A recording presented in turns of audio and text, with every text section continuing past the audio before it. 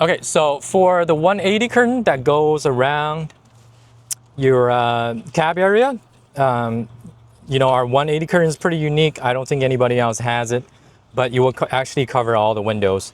So if you want to just a quick privacy setting, you can just swing close for to block out all the windows.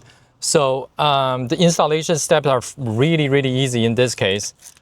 For that 180 system, you're going to receive a lot of these little wheels with a little ring on the bottom. So you're just going to go ahead and by one, you're just going to go through this channel here. And you're going to have this end cap with a little screw here. So basically you just push the end cap into it and then you put the screw to secure it. For the curtain side, you need to attach these clips onto the curtain. So basically you're going to have these pockets here all along the way here. And you're going to take this clip, you're going to put 2 of the pin in each pocket.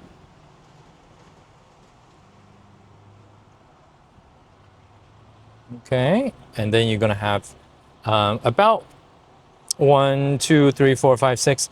So about 6 pockets apart, 6 inches or so apart with all of these.